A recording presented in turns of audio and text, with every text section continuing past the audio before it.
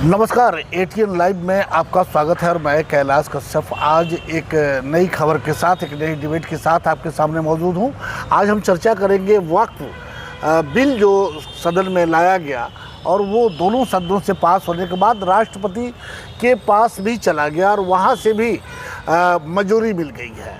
और अब विवाद ये उठ रहा है कि मुस्लिम पर्सनल लॉ बोर्ड ने साफ तौर पे कह दिया है कि हम इसको नहीं मानेंगे और हम इसका विरोध करते हैं। कई सवाल भी खड़े हो रहे हैं कि आज एकाएक 11 साल से भारतीय जनता पार्टी सत्ता में है, लेकिन जो मुसलमानों के प्रति उनकी जो हमदर्दी जगी है वो थोड़ी समझ के परे है। यहाँ तक कि जैसे मिली जानकारी के अनुसार कि उनके पार्टी में उन्होंने किसी मुसलमान को टिकट नहीं दिया, कोई मुसलमान उनका मंत्री नहीं है। 2 लोग थे, उन्हें भी शहनवाज हुसैन और मुख्तार अब्बास नकवी साहब, उन दोनों को भी किनारे कर दिया गया। तो कुल मिला के आखिर मुस्लिम का जो प्रेम है, मुसलमानों के प्रति जो प्रेम है, दबे कुचले उनका कहना है कि भाई जो पिछड़े मुसलमान हैं उनको उनका हक दिलाने के लिए ये बिल लाया गया है।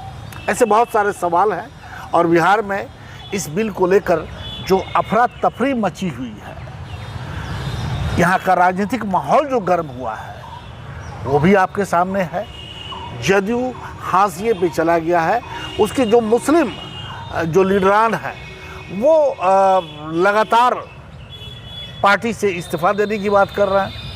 तो आज इन्हीं सब सवालों के मुद्दे पे हम सिवान के जन सुराज पार्टी के पूर्व जिला अध्यक्ष इंतखाब अहमद हमारे साथ मौजूद हैं और हम उनसे ये सवाल करेंगे कि इंतखाब जी, वक्फ का जो बिल लाया गया और जिसको लेकर के पूरे देश में एक हाहाकार सा मचा हुआ है, बीजेपी कह रही है कि भाई हम मुसलमानों के हित के लिए ये बिल लाए हैं और जो विपक्षी दल है वो कह रहा है कि मुसलमानों की संपत्ति हड़पने के लिए, जो दान की संपत्ति है, जो वक्फ की संपत्ति है, उसे हड़पने के लिए मोदी जी ये बिल लाए हैं। देश की सारी संपत्ति बिक चुकी है।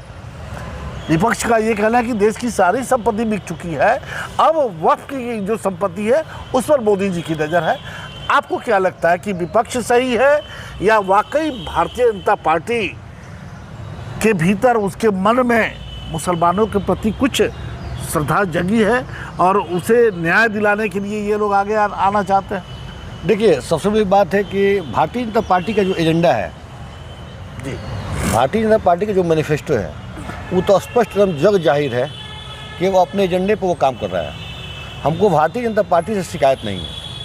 सदन जो भी पार्लियामेंट है वो चलता है बहुमत के आधार पर। इस अमेंडमेंट जो आज बिल लाया वक्फ, अब तो बिल बन गया, बिल बन गया है, बिल कानून एक्ट बन चुका है ये। तो जो आपको वक्फ एक्ट जो है, आज अमेंडमेंट एक्ट जो 2025 है, इसमें जो आज जो लड़ाई जो चल रही है ना, वो जो सेकुलर लोग, जो सेकुलर पार्टियां बेनकाब हुई हैं, जो सेकुलर का चोला ओढ़े हुई थी। अच्छा, बात भाजपा से नहीं है, भाजपा तो उसका एजेंडा खुला हुआ है। हाँ, वो 370 लाया कि भाई कश्मीर में 370 लाया कि वहाँ पर कोई भी जाएगा हिंदुस्तान से ज़मीन खरीद लेगा। आप बताइए किसी ने इकट्ठा भी ज़मीन कोई खरीदा हुआ आज तक, तो बता दीजिए। 370 हटने के बाद, ट्रिपल तलाक के बाद में क्या कोई बताइए कितने लोगों को इसमें सजा हुआ, कितने लोग क्या क्या हुआ। आप NRC वाला कानून लाया, उसमें देखिए, बताइए इसमें क्या हुआ आपके NRC कानून पर। भाजपा का जो एजेंडा है उसका मान एक मैनिफेस्टो होता है पार्टी का। आज जो भी मुसलमानों का जो रोष है, जो तो आपके कहने का मतलब कि भारतीय जनता पार्टी जो मुसलमानों BA, BCom, BSc, MA, MCom करें विश्व की सबसे बड़ी यूनिवर्सिटी इग्नू से। सॉल्व असाइनमेंट्स और गाइड बुक्स प्राप्त करें। संपर्क करें Mahakal computers, DAV PG college के पास, पंच मंदिरा मोड़ से दाहिने, Siwan. Sanghamitra public school Siwan CBSE English Medium School 10+2. Admission going on for session from classes nursery to 9th and 12th. Transport facility available. Free admission up to 10th class, smart class and computer lab classes. एकमात्र ऐसा विद्यालय जहां swimming pool की व्यवस्था, पूरा campus CCTV camera से lace. बेहतर शिक्षा देनी हो तो आज ही अपने बच्चों का नामांकन कराएं।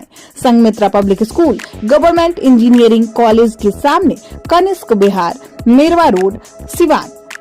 कॉल करें 9899701920। दूसरा नंबर है 7909025618। फाउंडेशन स्टोन गांधी मैदान सिवान। क्लास नर्सरी से 5वीं तक के लिए नामांकन प्रारंभ। कंप्यूटर लैब, खेलकूद के लिए खुला मैदान, शुद्ध पानी, पूरा कैंपस CCTV से लैस। स्मार्ट क्लास की सुविधा उपलब्ध। आज ही नामांकन कराएं। फाउंडेशन स्टोन गांधी मैदान सिवान। निदेशक प्रभात चंद्रा, प्राचार्य नीलम राय। कॉल करें 7667967463।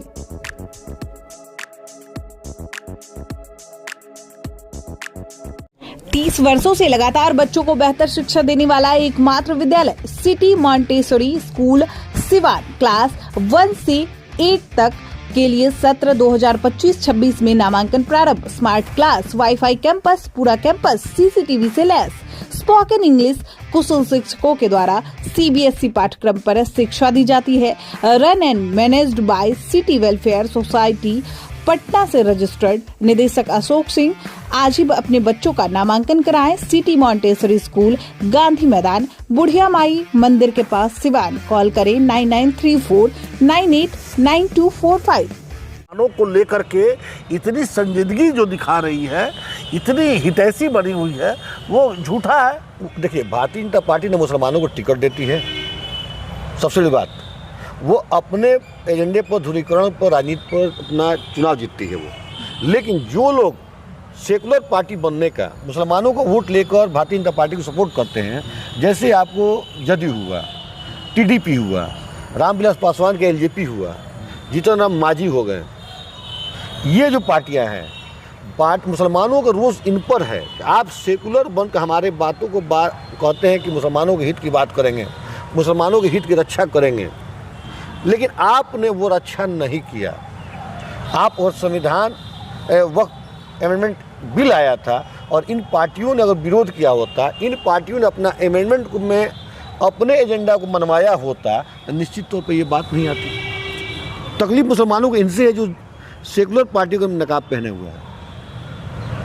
तो क्या लगता है कि अगर ये बिल तो अब तो पास हो चुका है, कानून बन चुका है और आने वाले 6 महीने के भीतर बिहार में चुनाव है, नीतीश कुमार की जो पार्टी है जदयू, उसमें खलबली मची हुई है, क्या ये वक्त बिल इस बार के बिहार का विधानसभा का जो चुनाव है उसमें ये सबसे बड़ा मुद्दा बनेगा? देखिए, निश्चित तौर पर आपसे हम बता रहे हैं कि आने वाला विधानसभा चुनाव में मुसलमान जो हैं पूरे बिहार के, हम तो पूरे हिंदुस्तान नहीं कि पूरे बिहार के जो कर रहे हैं, आने वाला चुनाव नवंबर में है, तो निश्चित तौर पर मुसलमान जो फर्जी सेकुलर पार्टियां हैं, जो सेकुलर पार्टी का मुखौटा पहने हुई ओढ़ी हुई हैं, जैसे आपने देखा कि NRC के मुद्दा पर, CA के मुद्दा पर जदयू ने उस वक्त भी समर्थन किया था, आज भी किया है उन्होंने।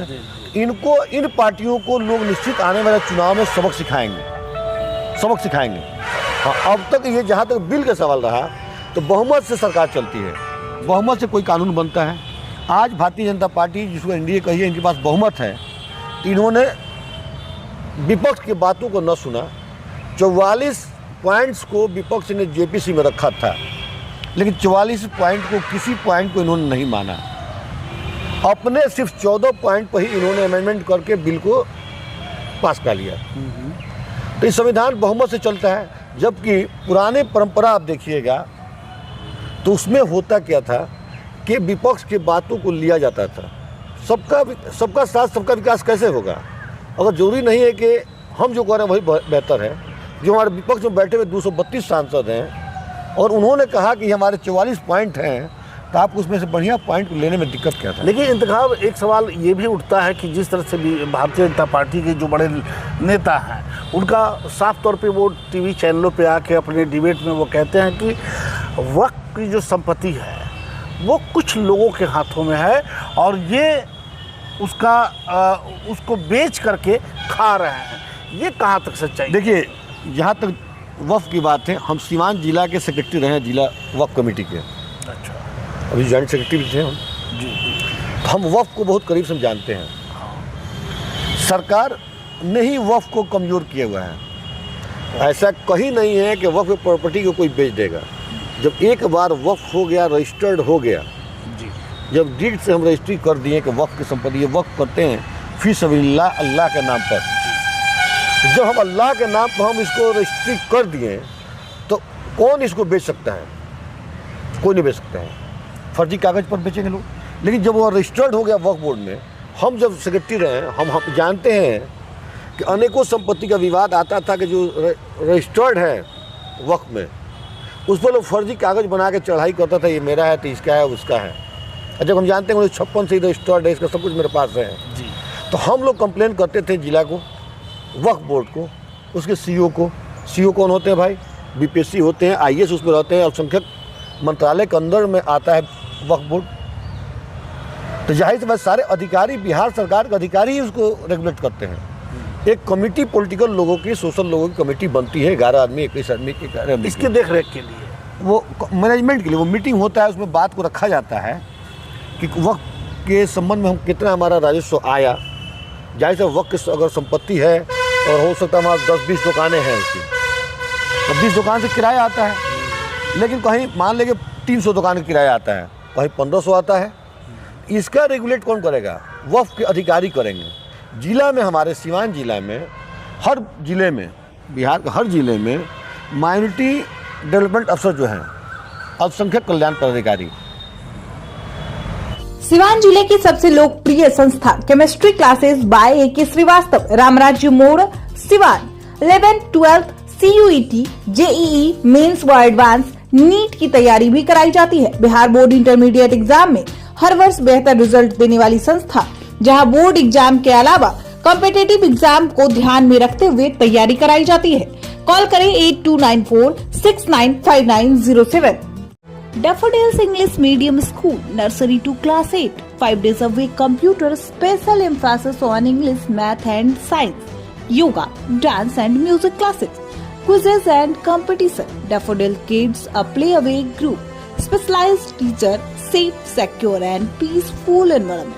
Emphasis on development, all-round admission open for session 2025 to 2026. Daffodils Nissan Compound, Mahadeva, Sivan. Mobile number 9631724798.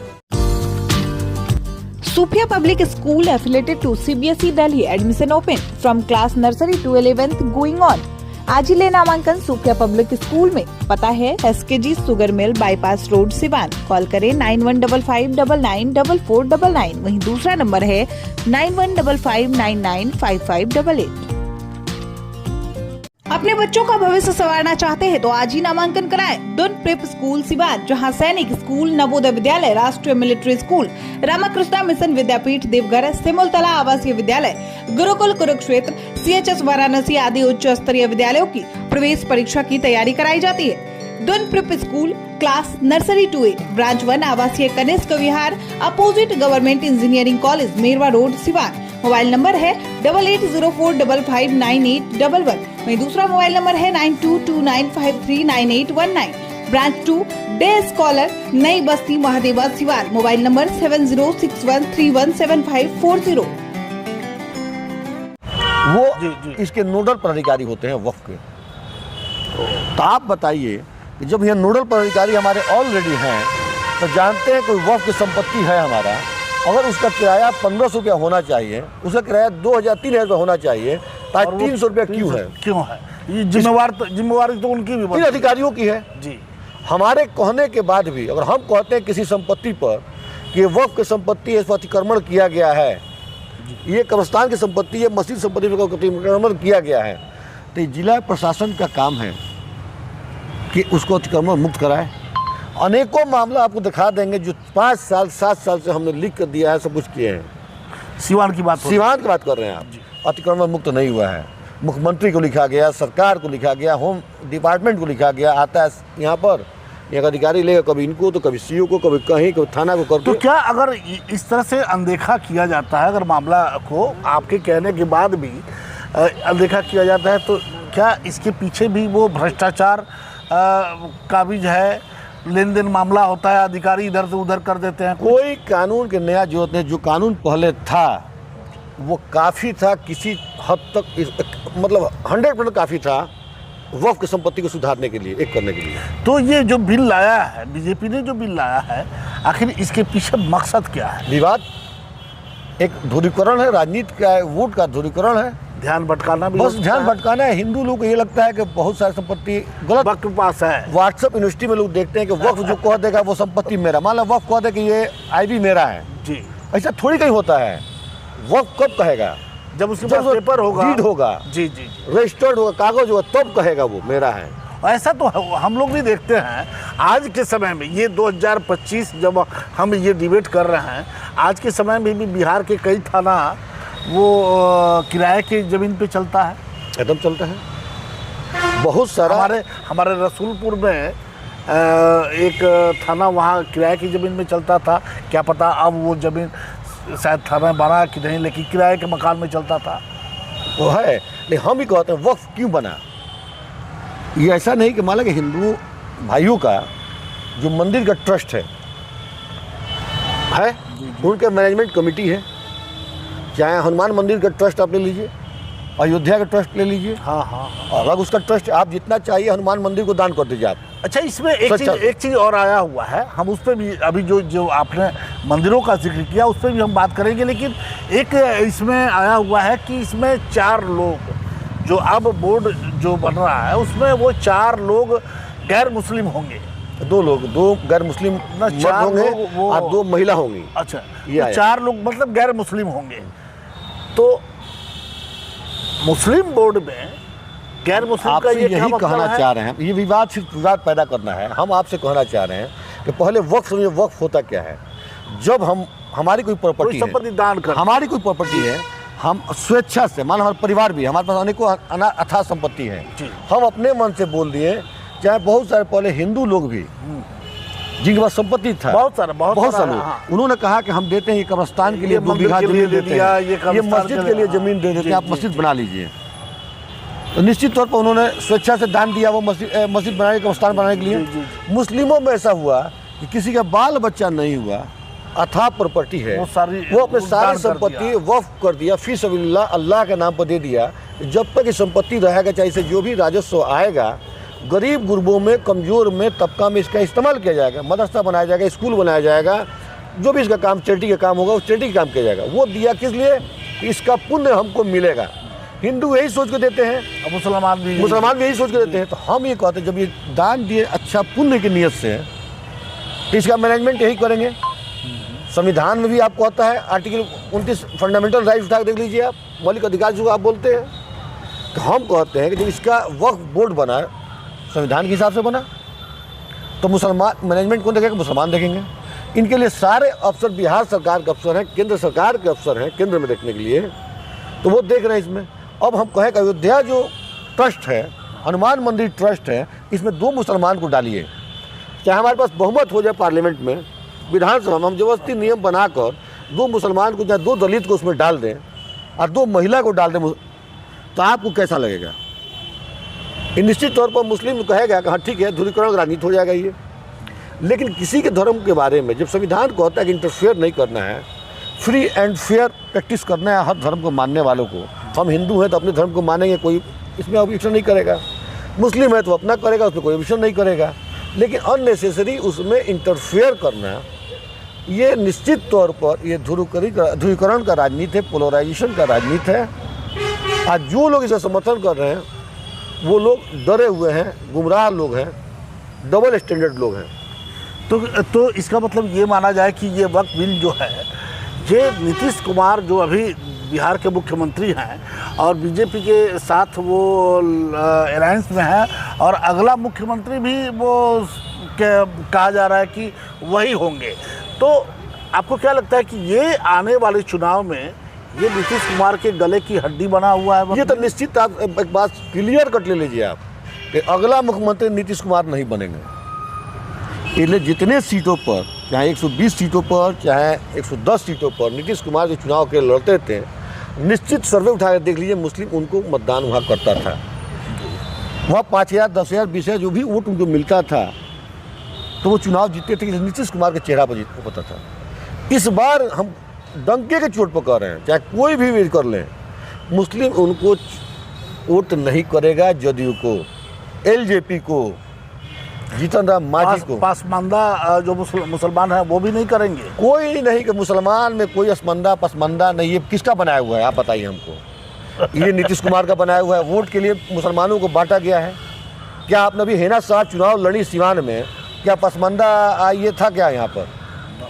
तो हम लोगों ने तो नहीं देखा यहाँ। तो आप बताइए, ये राजनीति के बोलने की बात है कि पसमानदा ये होगा तो वो होगा। ठीक है, पसमानदा है, 73% आबादी है इनकी है। हम मानते हैं कि पिछड़े हुए हैं।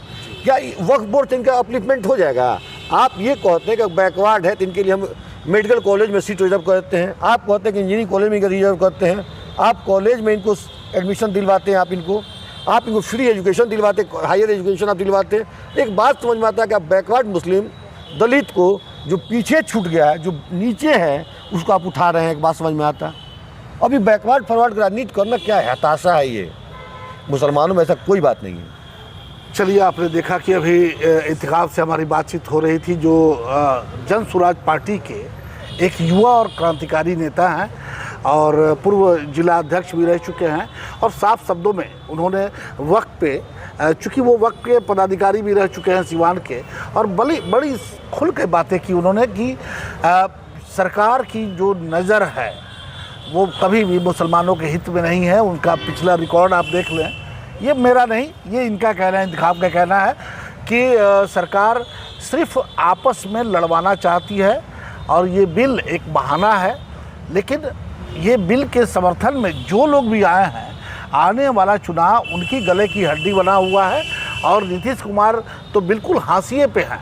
तो अब ये आने वाला वक्त बताएगा कि जिस तरह से शराबबंदी को लेकर के बिहार में एक अलग माहौल बना हुआ था, लेकिन अब ये वक्त में आने के बाद हमें लगता है कि ये नीतीश कुमार के लिए डबल हथौड़े की मार हो जाएगी। तो हमें उस वक्त का इंतज़ार करना होगा जब बिहार विधानसभा के चुनाव होंगे और जब फैसले आएंगे, तब पता चलेगा कि जनता किसे अपना मुख्यमंत्री या किसे अपना समर्थन देती है। Emmanuel Group of Schools affiliated to CBSE 10+2. Admission open from 2025 to 2026. Hurry up! Emmanuel Group of School, Siwan. Contact number 7761872900. Contact number 9934407656. RS James and jewellers, जहां आपके लिए हॉलमार्क जेवर एक से बढ़कर एक डिजाइनों में उपलब्ध हैं। वहीं लेनी हो गोल्ड, डायमंड या चांदी के जेवर तो आज ही चलें सिर्फ और सिर्फ RS जेम्स एंड ज्वेलर्स। सबसे विश्वसनीय shop, Lal palace, station road, Siwan. Mobile number 9572658649 और 7979869474। Daffodils English Medium School, Nursery to Class 8, 5 days a week computer, special emphasis on English, Math and Science, Yoga, Dance and Music classes, quizzes and competition. Daffodil Kids, a play-away group, specialized teacher, safe, secure and peaceful environment. Emphasis on development, all-round admission open for session 2025 to 2026. Daffodils Mission Compound, Mahadeva, Siwan. Mobile number 9631724798. AIIMS नई दिल्ली व सफदरजंग नई दिल्ली के senior doctor अब आपके शहर सिवान में। Doctor Umesh, नवजात एवं शिशु रोग विशेषज्ञ, चिकित्सा पदाधिकारी, सदर हॉस्पिटल सिवान। डॉक्टर उमेश जो आपके बच्चों का कर रहे कुशल व बेहतरीन इलाज। सुशीला देवी हॉस्पिटल, डॉक्टर उर्मिला अखौरी के सामने, hospital road, Siwan. Mobile number 9199720654 और 7250722154।